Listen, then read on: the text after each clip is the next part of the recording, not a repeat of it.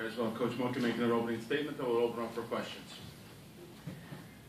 Disappointed with the outcome of today's game, obviously, and as the young men who were up here were saying, just the lack of execution of a lot of times our assignments and certainly fundamentals. We weren't a good blocking team or good tackling team today, and that cost us. We had them tackled several times, had hands on them, and weren't able to make the tackles. And we've seen that the last couple of weeks. Yet last week was better than the week before, but just not a good enough job in those fundamentals, blocking, sustaining blocks. Didn't take care of the ball very well. The center quarterback exchange to start the second half there in that drive was awfully disappointing. And they scored a one-play drive, and we were in coverage and didn't play the coverage correctly, and had a guy miss an assignment. He's obviously running straight down the field with no contest. So things like that are awfully disappointing. We can't make mistakes like that here and overcome them. We've got to be able to play better in terms of those things. So it's my job to get our team prepared to do that, the job of our staff, but also the responsibility of our players, and they understand that. And we got to play better if we're going to hope to beat a good football team like Rice. And they are a good football team, well-coached team, talented team, and a team with a lot of experience. And we were going to have to play a lot better if we were going to hope to win. Go ahead, Ron. Coach, most games your scoring drives are in the 5, 6, 7-minute range, sometimes even more. Today, I think your longest one was 4 minutes and 13 seconds. Is that just the way the game broke in terms of short offensive sequences? Well, I'll have to look here. I don't know. I'm going to look at our scoring drives and just see if there were big plays, and that's usually the answer.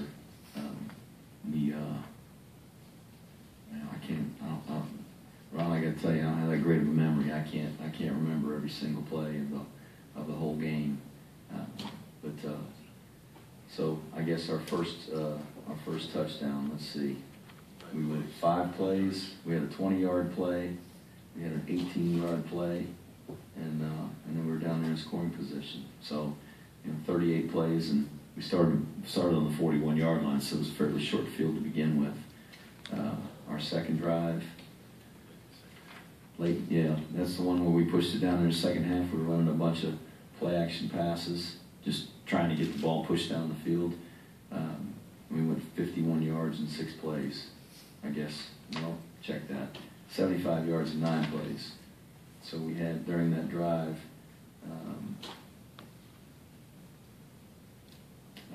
big penalty on them. They had a roughing the passer. We got ourselves down there. We just kind of pushed it down there. We were going, hurry up and getting up on the line of scrimmage. So we had 11 plays, or 11 yards, 9 yards, and got the good fortune of getting a penalty there. So, we had some drives, and we had some big plays in there. Angel had a long run on one of them. So, I don't know. We're certainly running the ball enough that you'd think we'd eat up some clock. Go ahead, Ken. Coach, their quarterback, Jackson, 15 of 21, 209 yards, 3 touchdowns, tough to stop. They had a balanced attack, rushing the ball almost as many yards. What was tough about the Rice offense to stop today? Well, they're really big. Those guys up front do a good job. They got some good backs. I like that whole bunch of athletes they got. I thought they did a really nice job. That's a team that's averaging over 200 yards a game on the ground and over 200 yards a game passing. They were a very balanced team coming in, and so we didn't prepare for a team that we thought was going to be really one-sided, a running team or a throwing team. We knew they were capable of doing both and have been able to do that successfully against the people they played, even the really good opponents they played at the beginning of the year, Notre Dame and Texas A&M. They did a nice job moving the football. And Christian Covington, we talked about before the game, a top-nose tackle. It was tough to run the dive play today. What was the impact of, kind of that match of Larry Dixon against Christian Covington? Well, there's no matchup between Christian Covington and Larry Dixon. The matchup is Christian Covington and all the guys up front, the center and the 2 guards.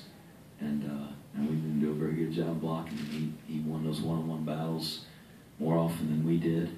And if we're going to be able to run the football, if we're going to be able to throw the football, you got to be able to block those guys. There's no offense where you can just say we're not going to block that guy the whole day long. You're going to have to block him at some point, and we didn't do that.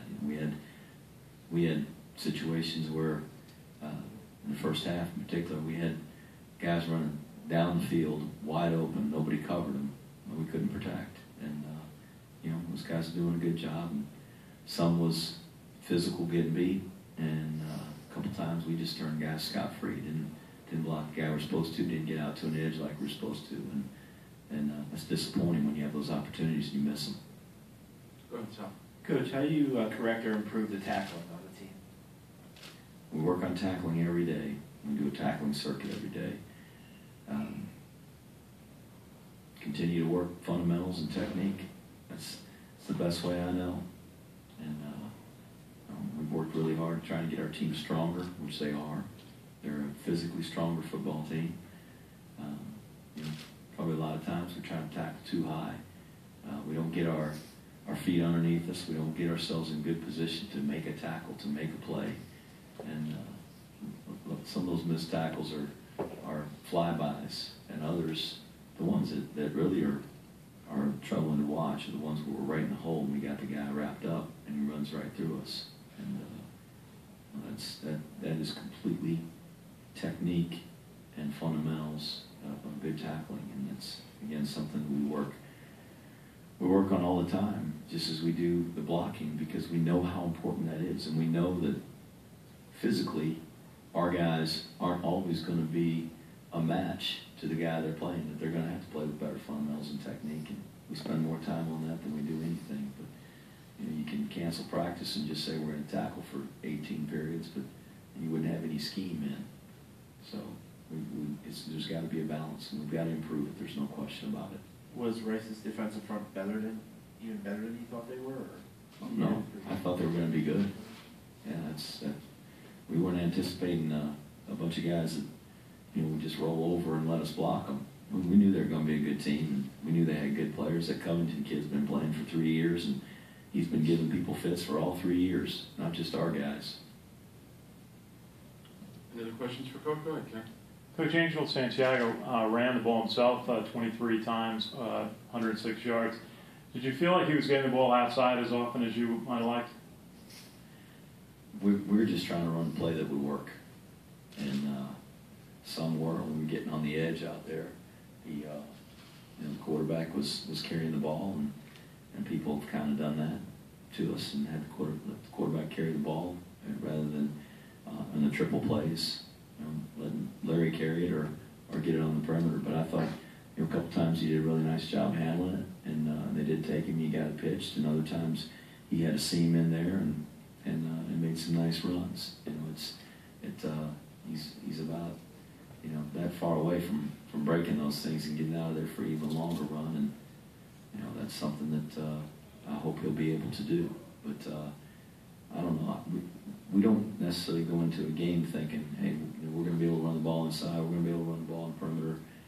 We're going to run the offense, and really the defense gives us a certain look or a certain front. We block that front. If they take the dive, and the quarterback carries and decides if he wants to pitch it or not, and that's an option offense. So that's okay. It doesn't matter to us if it's an inside game or an outside game. It doesn't make any difference to us. What we want to do is execute the blocks, and whatever they decide they're going to do, whoever they decide is going to carry it, then we ought to have enough guys on the blocks that we can make yards. And a lot of times we were getting them knocked down, we were getting blocks. The free safety was tackling the quarterback in the alley, and the way they were lined up and the way the blocks were unfolding, at some point you're going to run out of blockers, and they're going to have a guy to the ball. And it doesn't have to be the guy standing on the line of scrimmage. It should be the guy in the secondary, and a lot of times it was. And sometimes we got to be able to make that guy miss.